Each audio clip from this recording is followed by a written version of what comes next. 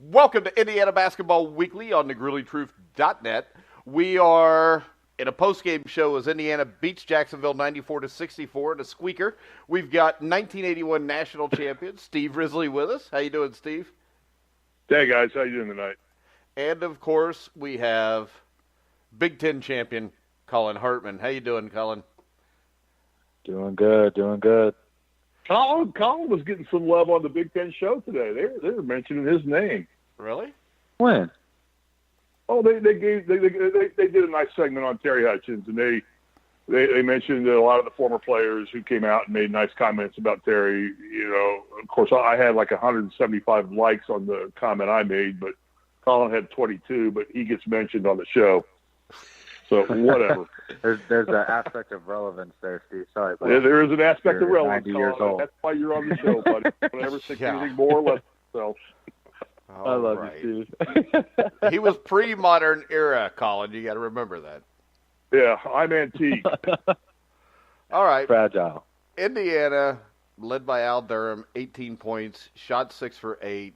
Collin, Indiana shot 64.8%. What was your take on this game? That Juwan Morgan was still the MVP of this game. He may not have the most points. He had a triple-double. 10 rebounds, 10 assists, 10 points. I don't remember the last time we had. I'd be interested the last time somebody had a triple-double. He just made the team better. Al Durham made big shots when he needed to, and we won the game like we should have. Maybe even a little bit more, but having a guy like Rob out, been injury prone like we have all year, and still finding ways to beat teams like we should, it's encouraging to me. We had how many guys? 5 guys in double digits tonight. Gamizi had 9, so we almost had 6 guys in double digits. It was a very, very balanced game. It wasn't like we needed Juwan to score 35. He got his in different ways, and guys contributed. It was balanced.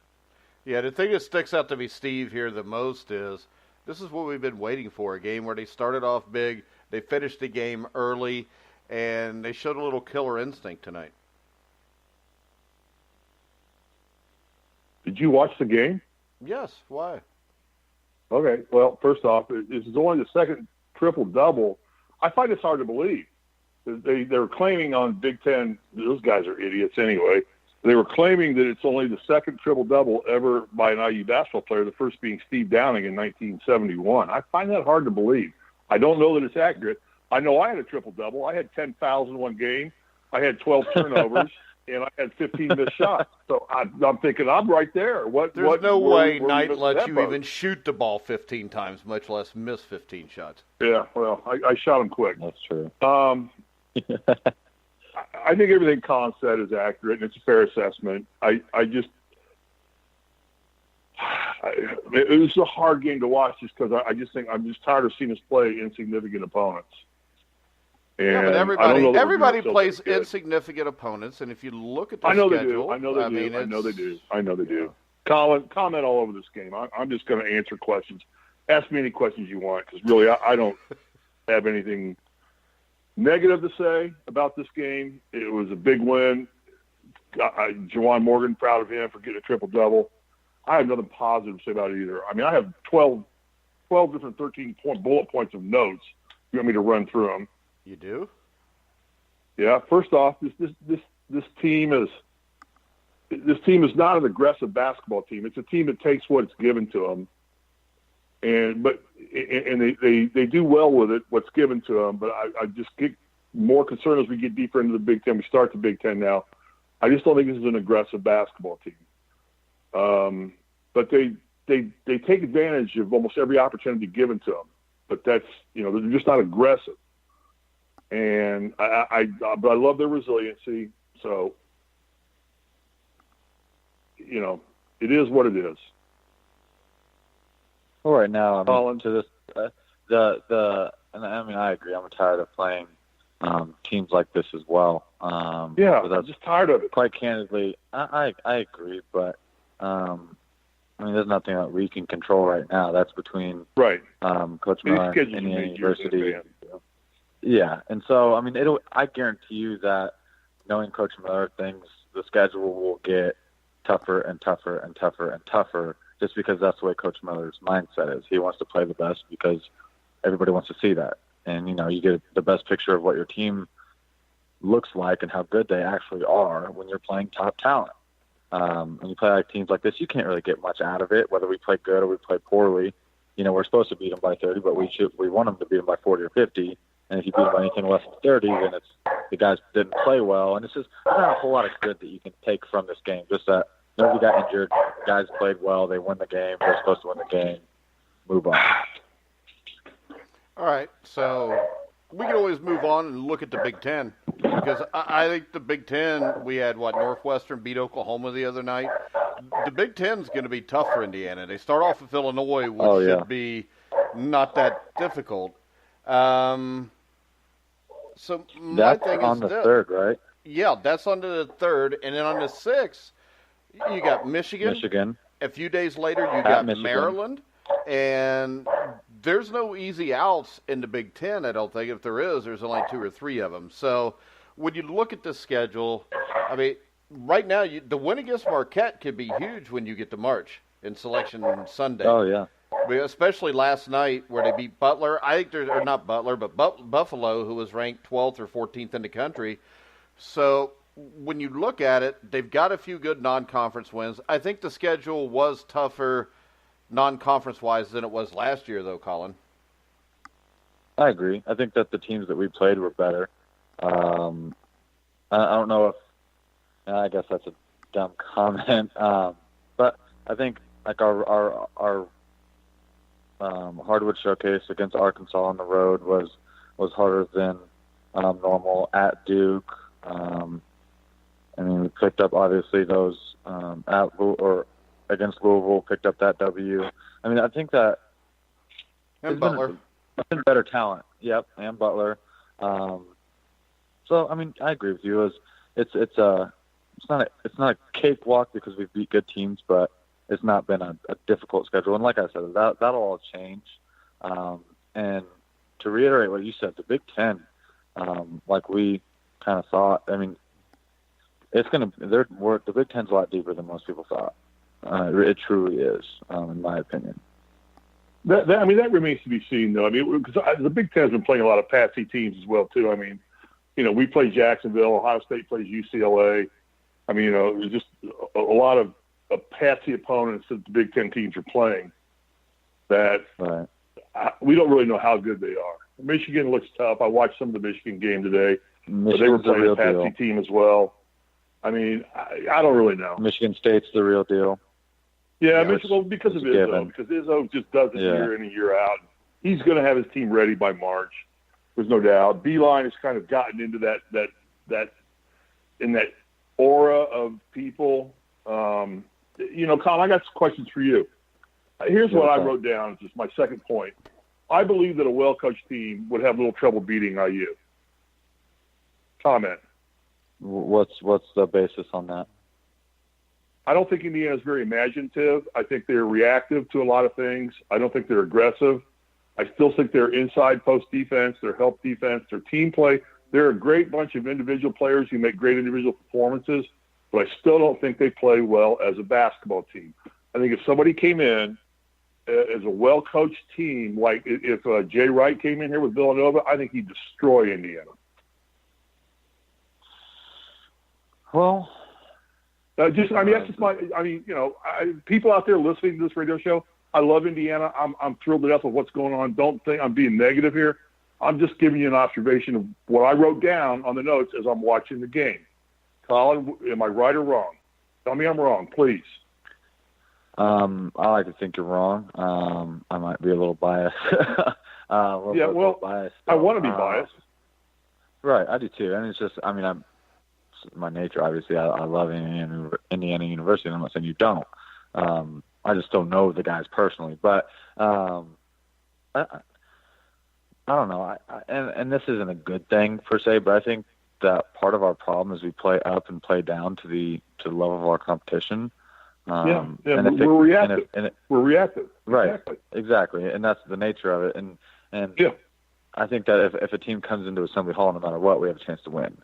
But Assembly Hall tournament games aren't right. And I know, but just for the context of the scenario that it gave me is that if Jay Wright comes into Assembly Hall, then I still don't think that they beat us just because Assembly Hall gives us. But if we meet on a neutral court, then I'm a little bit more nervous. Well, yeah, and here's the thing, Colin. From here on out, half our games are no longer at Assembly Hall. We're going to have to get on the road, and you know what playing on the Big Ten, on the road of the Big Ten is all about. Right. Is this team ready for 10 Big Ten road games? Yeah, I like to think so. And I think that our biggest problem on the road will be turnovers. I think that whether our shot's going in or not, if we can at least get a shot to the board at the rim, then instead of turning it over, that's going to be our biggest thing. If we can stay under 12, 13 turnovers on the road, then we'll be in position to win every game on the road, in my opinion. All right, Mike. What? Same question. You don't have a question? I got another one. If you don't have one.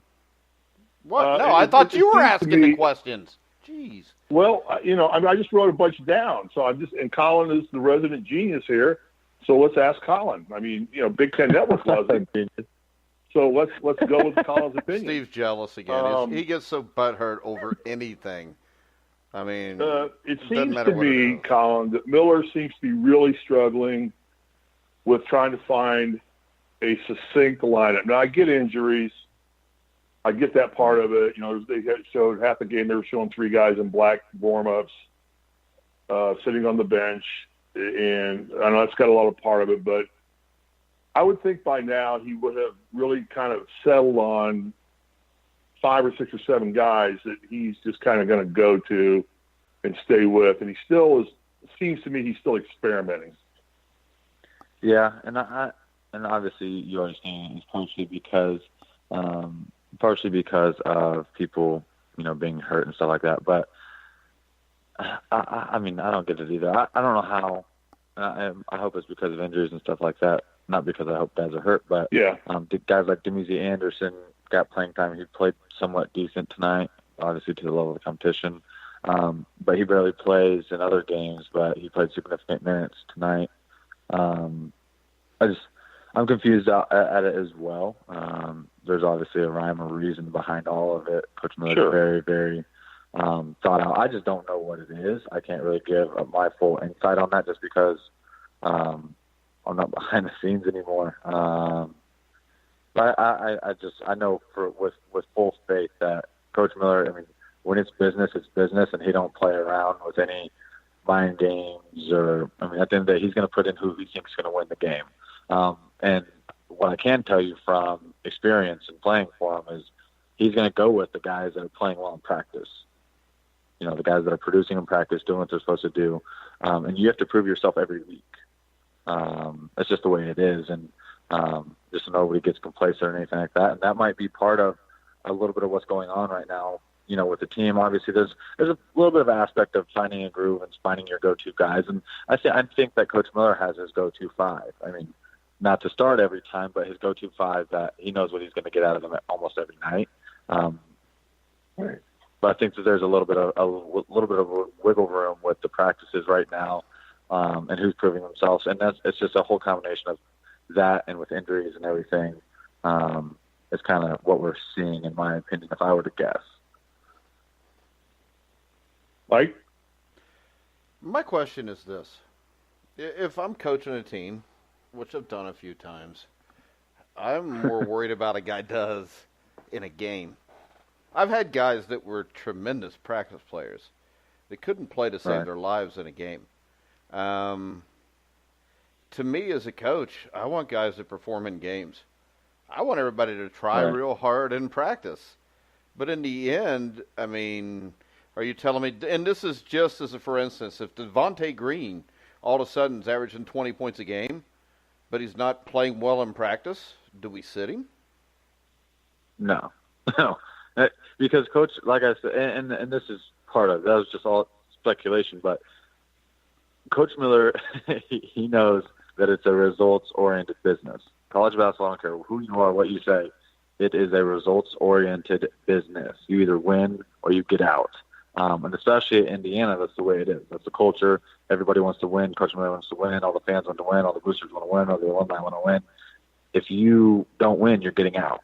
So I think every coach, and especially with Coach Miller getting paid what he's getting paid and being at Indiana University, that he's going to put the players out there that he thinks is going to win that particular game. Because I can tell you this, as a coach, Devontae played great tonight. Yeah, as a coach, I was just using him as an example. But as a coach, I'm always telling everybody, well, if you don't play well in practice, you're not going to play in the game. But you know what? Right. When it comes time to play the game, I'm going to put the guys in that I know are going to get it done during the game. So I think a lot of this, at least I hope it is just lip service to get guys to try harder in practice. Oh, yeah. Especially, who we play tonight? Jacksonville. I mean, we should win this game the way we did. With whoever we put out there. We could put out all the way through 12. I mean, we should win this game the way we did. And it may be something of that nature, lip service of, making a small statement to somebody here and there just to put the fire under them to get them going a little bit more. I don't know the story or anything of that nature. I know Rob's out with the concussion protocol and stuff like that. So it's just getting him back and getting that competition back and getting back that rotation that's normal and natural. Yeah, and the good thing about him having it now is there's no game till January the 3rd. So hopefully he'll be all right by then. Yeah, he should be. Timmy G will take care of him and make him stop his phone and do all that stuff. I got a question for Steve real quick. Yeah. I got 3 for you, but go ahead. Oh, man. All right, I'll come up with 2 more for you, prima donna. What do you think of what would you do with Devontae Green? My point number 7 right here. Devontae Green must play a lot. I think you have to leave him in the game. He's got to get more time on the court. I think that I tried to watch the mistakes he was making today because I really wanted to see, is he worthy of more playing time or not? And I think that by far his good outweighs his bad. And that was point number 7. I've got, like I said, I got 13 or 14 points here. That was point number 7. Devontae Green must play a lot. You got to keep him on the court. I think he's the best chance they have of having an on-court vocal leader. I think the more you give him that time, the more he'll step up. He's kind of an elder statesman on this team almost, if there is one. He's a New Yorker. He's not afraid of conflict. Not that I don't think anybody's afraid of conflict on this basketball team because they're so resilient. But I think that I don't want to see him start looking at the bench, and I was watching that tonight when he made mistakes, and he still does some stupid things. He takes some questionable shots from time to time, but I just think he makes things happen when he's on the court. And I personally, if I was coaching, I would probably do the same thing I did to you every time I coached you in AAU ball. It's like, Collin, don't worry about making mistakes. Don't listen to your parents. Just shut up, shoot the ball, and go beat Collin Hartman. And don't worry about it. I'm not going to pull you. So and after the 4th mistake you made, I pulled you.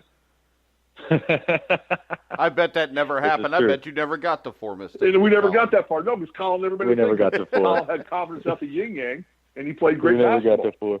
to 4. Yeah. We never got to that point. But as long as he knew we weren't going to get to that point, Collin was fine. But the minute I started pulling Collin or something, then Collin started worrying about getting to that point. And I don't want to see Devontae Green get to that point. I just want him in the game as much as we can possibly The more you make a player think, the worse off you are. Right. Yeah, I agree. Hey, perfect example is you this. You got to give him a longer leash. Yeah, the perfect example to me is this. I don't coach basketball, I coach football. But invariably, anytime I get a new coach, especially a line coach, a defensive lineman will jump off sides, or an offensive lineman will jump off sides, and they're screaming at him in practice, making him do push-ups or making him run. And I walk over and say, you don't do that. They said, well, they got to learn. I said, no, because if you punish him for jumping off sides, you're going to get something worse. You're going to get a kid that stares at the ball and makes sure it's gone before he moves, and everything's behind. Getting off the line quick. Yeah, you have to be unafraid to make a mistake. And when you got a coach, and this is what drove me nuts, and this has been my only complaint about Coach Miller for the last 2 years, was you got to let Devontae Green make mistakes because, number one, all really good players make mistakes because they take chances. And I don't think that you want to limit your guys willing to take chances. I agree. Now, with all that being said, Steve, one more question for you. And Mike, you can chime in as well. With giving Devontae more minutes, that's put you guard heavy. Okay, I'm assuming that you want to start Devontae, correct? Now you have Devontae, Rob Finney when he comes back, Al Durham, and Romeo Langford, and you only have 3 spots. What 3 of those 4 are you starting? Obviously, all right. Romeo, Let me create the ultimate sin here, and let me respond to your question by asking another question. Who do you think is a better player? You told me I couldn't do that last time. You said I know, but I prefaced that I'm going to make a mistake here, so I at least know I have emotional intelligence. I understand when I'm being an idiot. All right, so let me ask you a question with another question. Who do you think's a better player, Devontae Green or Rob Finney? Right now. Tough question there, isn't it, buddy?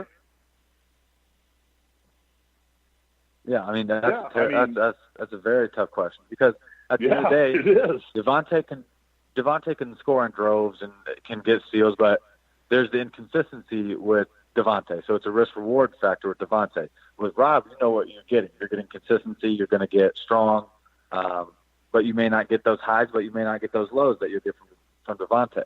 So it's weigh your options and you know, hope you played your cards right. How about this? Let me follow up with part B to my question real quick, Mike. What? I thought this was Colin's question to you, wasn't it? Well, but I'm coming up with a second stupid question to answering his first question to me. Who's better suited to lead this basketball team right now, Rob Finney or Devontae Green? Devontae Green. He has a lot of power in the locker room. Yeah. Okay. All right. Well, so I'm done asking questions on that front. I have another one about another player, but go ahead and Mike, go ahead and make your comment. I'm sorry for about what dominating again. Now it's been a while. So are you starting? Who's your starting 5s? I'll tell you the truth.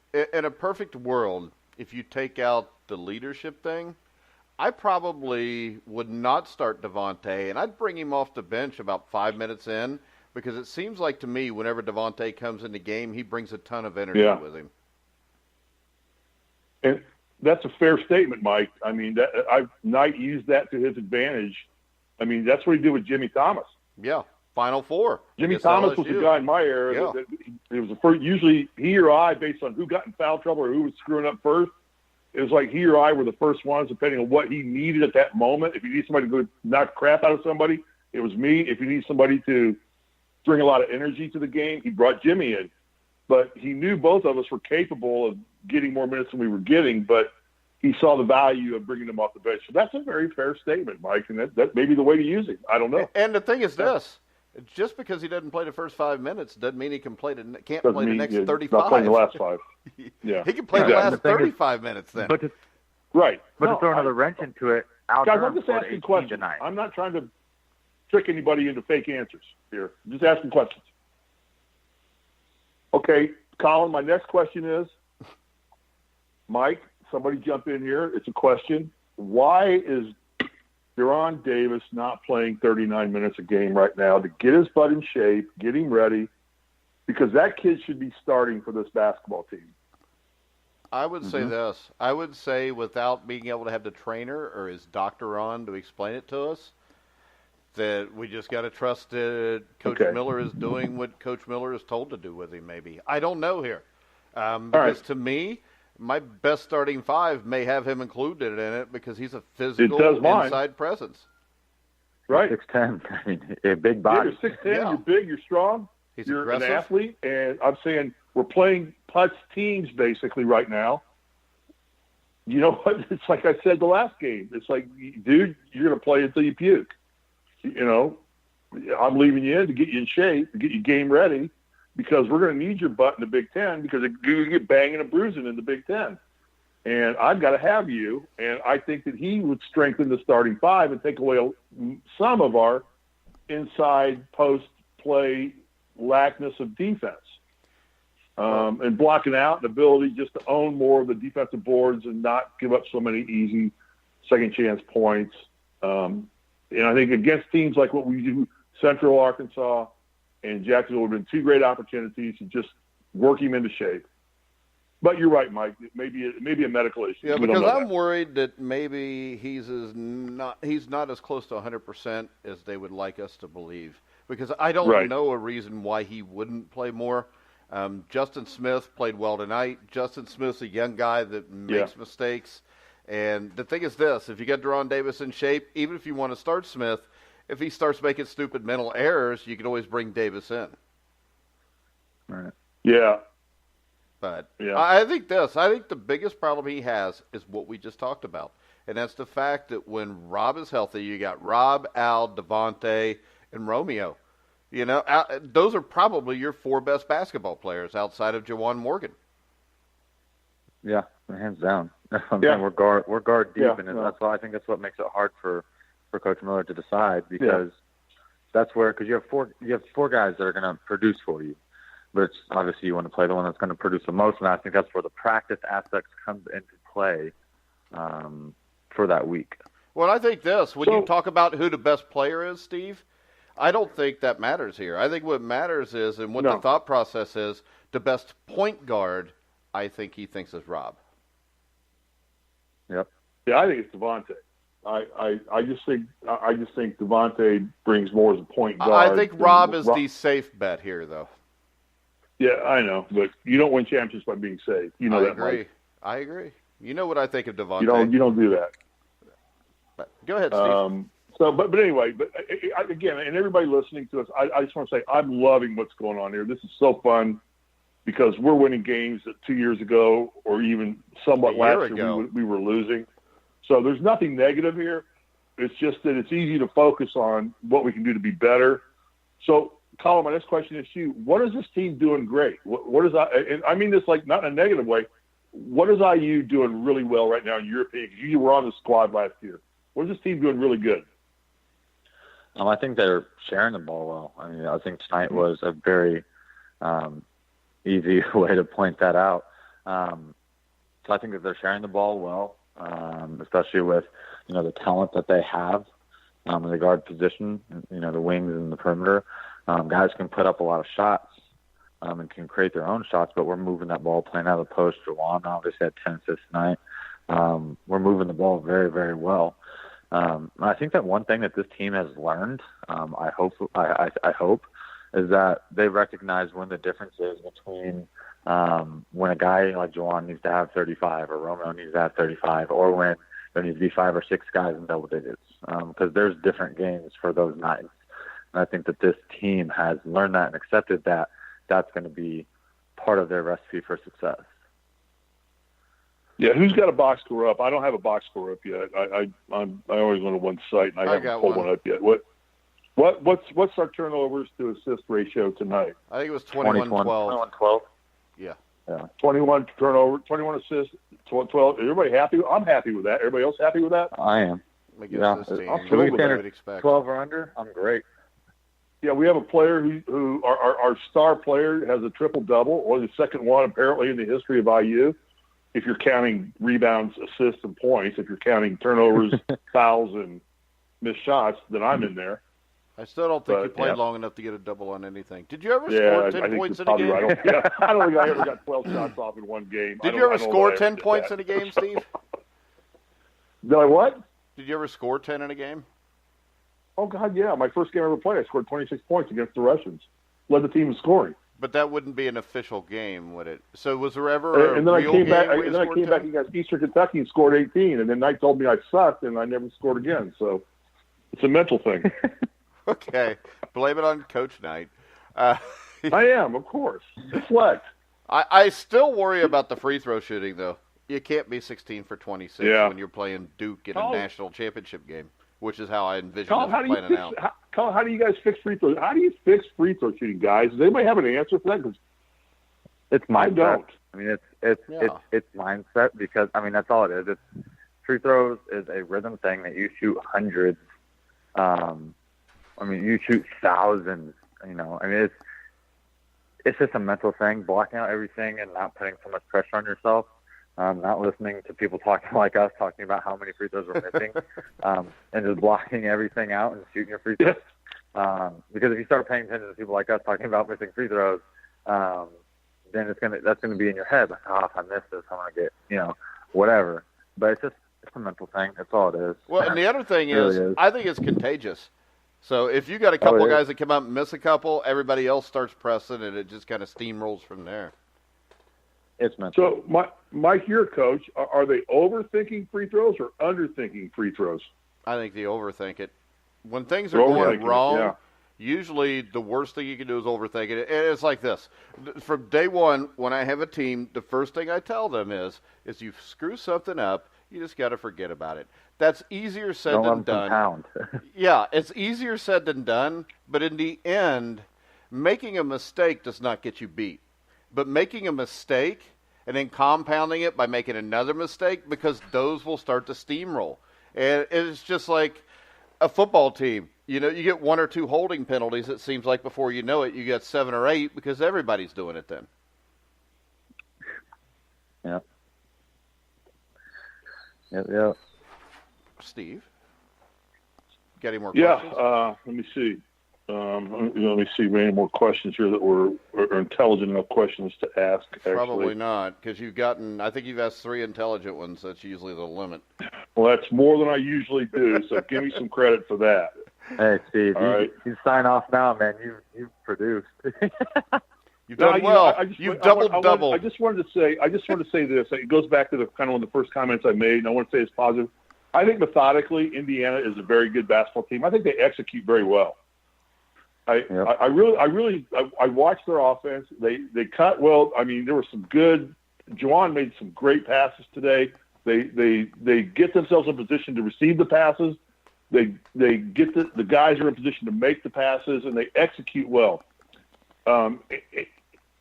I just think the lack of problem that goes with that, the second part, is I don't think they're just aggressive enough to do that more often.